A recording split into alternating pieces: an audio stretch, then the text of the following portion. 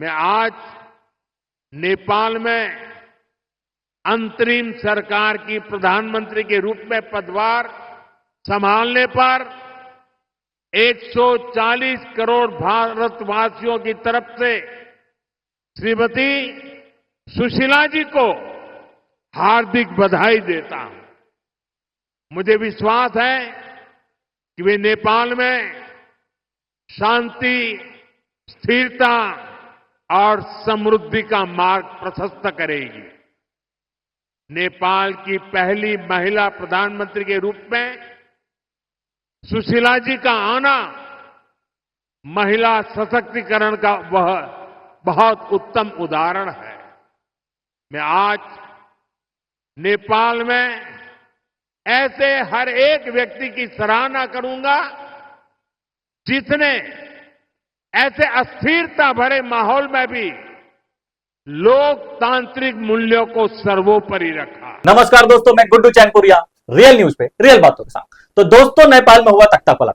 आप सभी ने देखा बीते दिनों क्या हाल थे नेपाल के, अपना पड़ोसी मुल्क नेपाल। जी हां दोस्तों, नेपाल में ओली सरकार का तख्तापलट हुआ, ठीक बांग्लादेश की तरह, क्योंकि ओली सरकार ने वहां के लोगों पे कुछ ऐसे कड़े कानून पारित कर दिए थे जहां युवाओं ने उन्हें पसंद नहीं किया, क्योंकि उन्होंने 26 ऐसे सोशल मीडिया प्लेटफॉर्म हैं जिनको बैन करने की मांग कर दी थी। जी हां दोस्तों, उन्होंने बैन करने की घोषणा कर दी थी। वैसे ही ओली सरकार काफी लंबे समय से भ्रष्टाचार में लिप्त थी, क्योंकि नेपाल के अंदर जब से राजशाही हटी है 2018 से, पहले यहां पे राजशाही थी। 2018 में माओवादियों ने इसे प्रदर्शन करके और ये सर्कुलर देश का नाम दिया, वहां पे हिंदू राष्ट्र का नाम हटा दिया गया। लेकिन अब ऐसा नहीं है। सुशीला करकी बनी है नेपाल की प्राइम मिनिस्टर। इस टाइम सुशीला करकी नेपाल के प्राइम मिनिस्टर हैं, और वही हमारे प्रधानमंत्री नरेंद्र मोदी ने सुशीला करकी को फोन करके बधाई दी है। और सुशीला करकी ने विश्वास जताया है कि इंडिया और नेपाल दोनों पड़ोसी मुल्क हैं, दोनों भाई भाई हैं, और दोनों मिलकर काम करेंगे और देश की उन्नति के लिए काम करेंगे। वहीं जो प्रदर्शनकारी थे जिनजैन संगठन, जिनजैन के 65 लोग मारे गए, जिनको सुशीला करकी ने शहीद का दर्जा दिया। यह पहली बार इतिहास में ऐसा हो रहा है कि प्रदर्शनकारियों को शहीद का दर्जा दिया जा रहा है।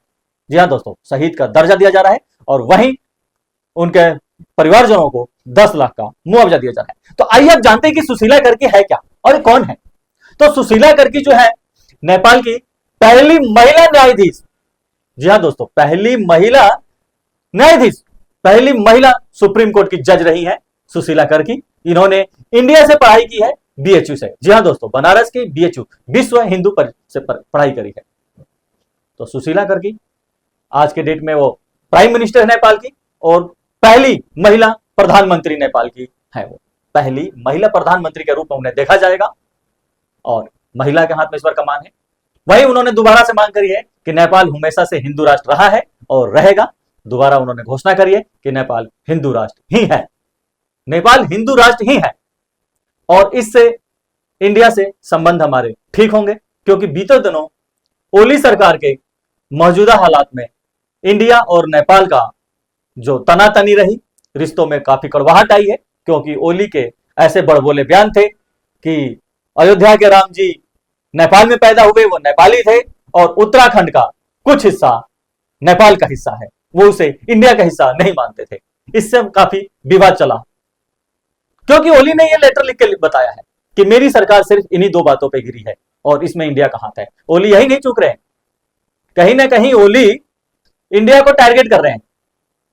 ओली ने एक दोषारोपण किया है कि मेरी सरकार ऐसे नहीं गिरी, मेरी सरकार को गिराई गई है सहनोजित तरीके से, क्योंकि मैंने इंडिया के खिलाफ बोला और मेरी सरकार गिर गई। तो दोस्तों, ये तो कर्मों का फल है, जैसा आप करेंगे वैसा भरेंगे। तो देखिए, अब कमान जो है महिला के हाथ में है, और सुशीला करकी पहली न्यायाधीश रही है नेपाल की, जो अब वहां के प्रधानमंत्री है, और सरकार की बागडोर पूरी उनके हाथ में है, और पूरे मंत्रालय को उन्होंने भंग कर दिया है, और दोबारा से इसका गठन होगा और मंत्रिमंडल लोग शपथ लेंगे। क्योंकि अभी सुशीला करकी ने शपथ लिया है, जिसपे प्राइम मिनिस्टर मोदी ने हमारे बधाई दी है उनको। तो मिलते हैं अगले न्यूज पे, रियल न्यूज पे।